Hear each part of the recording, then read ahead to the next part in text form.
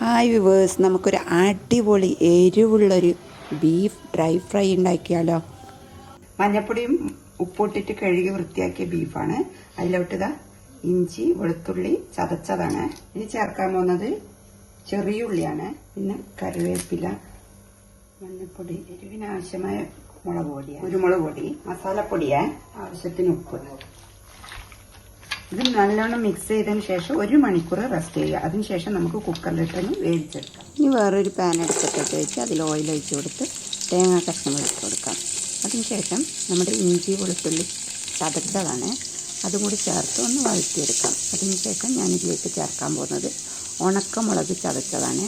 അതിട്ട് ഒന്ന് നല്ലോണം വഴറ്റിയെടുക്കണം. വഴറ്റിയതിന് ശേഷം നമ്മൾ നേരത്തെ വേവിച്ച് വെച്ച ബീഫില്ലേ, അത് ഇതിലോട്ടേക്ക് ചേർത്ത്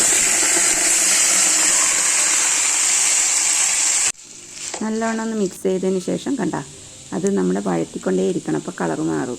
പിന്നെ ഓരോരുത്തരുടെ എരിവിനനുസരിച്ച് വേണമെങ്കിൽ കുരുമുളക് പൊടി കുറച്ചും കൂടി ചേർത്ത് പിന്നെ മല്ലിയിലയും കൂടി ചേർത്ത് ഒന്നും കൂടി നമുക്ക് വഴറ്റി അതിൻ്റെ കളർ മാറുന്നവരെ നോക്കാം. കളറെല്ലാം മാറി വരുന്നുണ്ട്. അടിപൊളി ഡ്രൈ ഫ്രൈ ആയിട്ടുണ്ട്. എല്ലാവരും ട്രൈ ചെയ്യുക, സബ്സ്ക്രൈബ് ചെയ്യുക, ഷെയർ ചെയ്യുക.